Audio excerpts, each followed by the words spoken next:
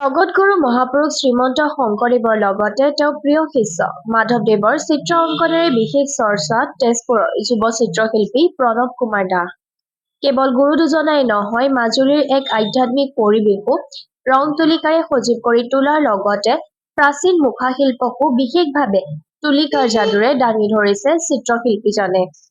তেজপুৰৰ দহপ্ৰৱতীয়া স্থিত ১৯৫৬ চনতে স্থাপন হোৱা প্ৰৱতীয়া নিম্ন বুনিয়াদী বিদ্যালয়ৰ পকীবেৰত অংকিত এই চিত্ৰখনি আনুষ্ঠানিকভাৱে উন্মোচন কৰে তেজপুৰৰ শ্ৰী শ্ৰী বৰালীমৰা সত্ৰৰ সত্ৰাধিকাৰ খনীন্দ্ৰ নাথ গোস্বামীয়ে।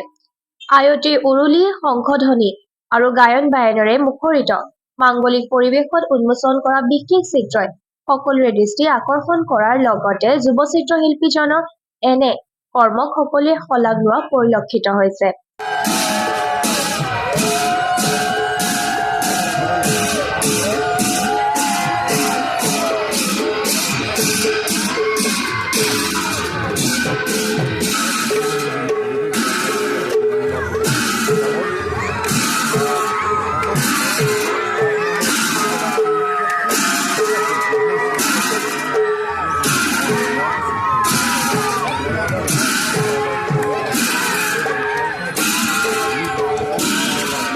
এই চিত্ৰ ভাস্কৰ্য উদ্বোধনী সভাত অসমৰ বিশিষ্ট চিত্ৰ ভাস্কৰ্য শিল্পী মোহিনী হাজৰিকা, বুধেশ্বৰ বৰা, কবি সংগীত শিল্পী গৌৰৱ মণ্ডল, অভিনেতা হৰিকৃষ্ণ মহন্তৰ লগতে বিদ্যালয়ৰ প্ৰধান শিক্ষয়িত্ৰী জয়শ্ৰী বৰাকে ধৰি সমূহ শিক্ষক-শিক্ষয়িত্ৰী আৰু বিদ্যালয় পৰিচালনা সমিতিৰ ৰুণা তামুলীও উপস্থিত থাকি এই ছবিয়ে বিদ্যালয়ৰ সৌৰভ বৃদ্ধি কৰিব বুলিও কয়।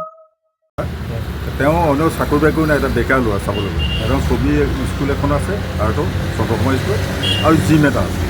তেওঁ চাকৰি নাই, কিন্তু সি ইমান অভাৱী ল'ৰা এটাই এই মনটো লৈ পেলাই যে এতিয়া প্ৰগতি হাইস্কুলত দুখন ছবি আঁকিলে, লাচিত বৰফুকন, মোগলাই বৈভৱ এনেকুৱা এইখন আঁকিলে, ঠিক তেনেকৈ তেওঁলোকৰ চন্দ্ৰকুমাৰ স্কুলতো আঁকিছে। গতিকে মোৰ মতে আচলতে আৰ্টিষ্টজন তেনেকুৱাই হ'ব লাগে।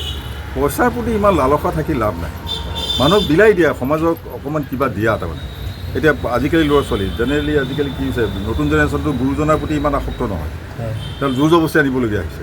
কিন্তু এতিয়া এই বস্তুটো যে তেওঁ যে এই গুৰু দুজনৰ যে ছবিখন আঁকিলে, এটা আধ্যাত্মিক হেৰি অকণমানটো সৰু কণমানি ল'ৰা ছোৱালীক টাচ কৰি নিশ্চয় কৰিব।